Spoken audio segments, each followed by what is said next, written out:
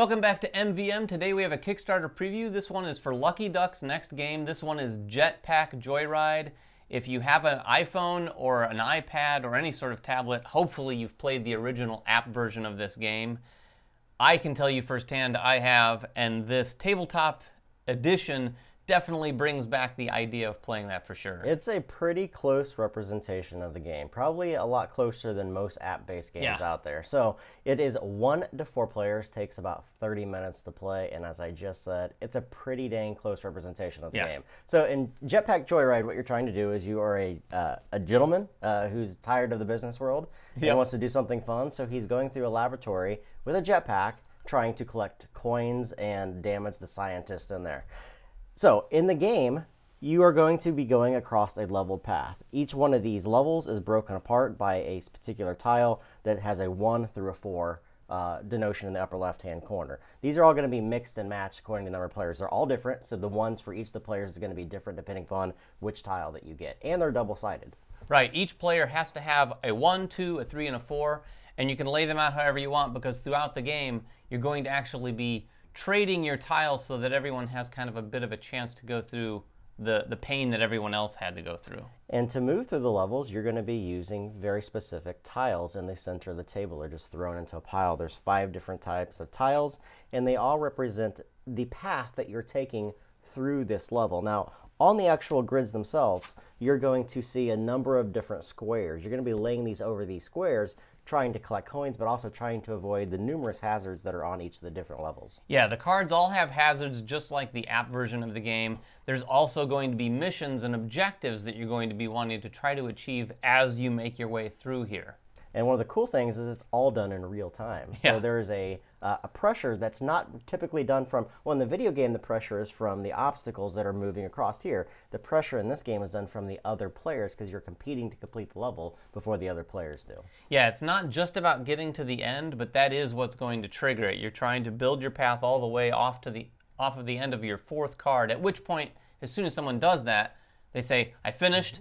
Everyone has to stop exactly where they are. Now, if you didn't make it to the end, it's not a big deal. You're still going to be able to score some points, but that's the way that the round progresses. Right. So as David mentioned, there are missions, which again add to the complexity of the game. Each of these missions do a variety of different things, such as ride the surface or the roof for a particular number, or the ceiling for a particular number of spots. High-five a scientist, don't hit scientists, escape the lab before other players. And they're all randomized, so you could get 3 different ones that either work together or work against what you're trying to do in the game. Plus there's gadgets. So at the end of each of the 3 different rounds that you're going to play in, players are going to gather gadgets, which are ongoing abilities that you can use. Yeah, the gadgets are really cool. And again, if you've ever played the app game, these are things that are going to come into play while you're playing. This one you're going to take between rounds, and you're going to kind of draft those depending on the point totals at the end of the previous round. These are going to do all sorts of different things. There are some that allow you to collect coins from a distance, so you don't have to pass through the coins. I highly recommend that one, by the way. All sorts of different things. We'll go through them in some pictures, I'm sure. All right, so let's talk about how to play the game. Each player is going to take 1 through 4. They're going to lay them out in front of them. They're going to start with none of the tiles in their hands. Again, these are all going to be thrown into the central pool for each of the players. 3 missions are going to be placed face up so everyone knows what their goals may or may not be during that particular round. And then you're going to say, go. And when you say go, everyone is grabbing from the pile and placing them on their board from left to right. Now, a couple rules here. We'll talk about them in turn. The first tile that you place has to be off of the player board by 1 of the squares. When you look at these tiles, you're going to notice an X number of squares built into them. One of them has to hang over to the side when you start the level, and when you complete the level, one has to hang off the side there, showing that you've escaped the particular lab. And then you're going to have to meet up with endpoints if you want to talk about how that works. Yeah, basically, all of these tiles are going to have terminal squares. So, for instance, this tile here, this is a terminal square, and this is a terminal square. All that means it's the square at the end of the tile. When you place a tile, the terminal square has to be adjacent orthogonally to the next tile that you place. You also need to pay attention as you place these, and if you screw up and you think, oh, I need to back up, you can do that, but one at a time, you have to take the last one placed, put it back, then the next, and then rebuild. You can't just sit here and mix and match. You can't build ahead. You have to continually build this way. A couple other things you have to avoid. You can't overlap tiles, of course.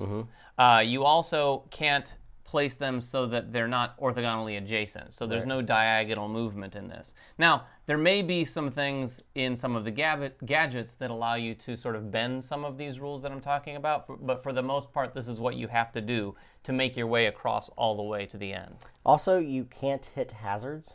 However, you're not supposed to hit hazards, I should say. The rules say you can't hit them. You can, but you're going to pay a deduction of points depending on how far you progress and other coins you've collected. Again, the whole idea of this is to get through the level before other players, but also to be collecting the coins, making your path collect those coins, because those are all worth victory points that are going to be noted on a score pad between each of the rounds, including any of the missions that you have completed. So again, the round is going to end when one player says, I'm done, I've completed all 4 of the different sections on my lab. Everyone stops at that point, and you're going to tally up the number of points. Yeah, you're going to add up your coins first, and then like Jeremy said, you're going to go through mission by mission. If you achieved this mission, escape the lab, which just simply means that you got through to the end, you're going to get 3 more points, 1 point for each star that's on these mission cards. Once you've done that, you tally all those points for the round. There's going to be 3 rounds. You go on to the next round. At that point, you're going to shift and trade your tiles with the person to your left. Just going to go around the table. In a 2-player game, you're going to trade once, and then on the 3rd round, you're just going to flip the cards over, because there's a lot of variety here with all these cards. Yeah, some things you need to note during the round when you're tallying up your points. If you do go through a hazard, you get a deduction of 3 points for each hazard that you go through. One of the other things that needs to be noted, at the end of the round, you're going to flip over gadgets equal to the number of players that are participating. And you're going to draft those, as David said, but it's according to your score at that time. So whoever who is trailing behind has their option first of those gadgets. You're going to go all the way to the player who is leading. And again, those gadgets do a variety of things. Some of them just give you flat out points. Some of them, as you said, allow you to magnetize kind of your jetpack to collect coins around you. Some of them even allow you to place tiles at the start of the round, so you kind of a head start. Yeah, it's very nice. The gadgets are really a lot of fun and add a lot of variety to the gameplay as you make your way through all 3 rounds. And you're going to play 3 rounds, and at the end, whoever has the most points wins. So as we said, this is a really good representation of an app game. Like, it feels like you are actually the jetpack going through this particular level. Yeah, I pulled out the app actually before we played this and tried it. Jeremy, you had never tried it, right? I have not tried it, no. So he tried it yesterday. Then I got re-addicted to the app again. But if you've played it, you do really get that feeling of kind of hovering your way through here, avoiding these obstacles. This, obviously, since it's a board game, is a more strategic experience. But the frantic nature of trying to avoid things, and then also the speed with which you're trying to do it against everyone else at the table makes it even more intense. And the great thing, too, is that all these tiles are different. So one of the things that we were worried about at the very beginning is you start to learn the patterns. You can't really learn the patterns because they're double-sided. The number ones for each of the different tiles are different, plus the way that they come into comparison with the other ones. If you're matching like a 1 with a different 2, you're going to have different routes that you're going to go in there. Not only that, but those mission cards are going to direct you to do very specific things that may not be great for your board, or they may be great for your board. It just depends on the layout of the tiles. Plus, you're competing for other players for those particular tiles. These are limited. You don't have the same number of tiles of each of these particular things.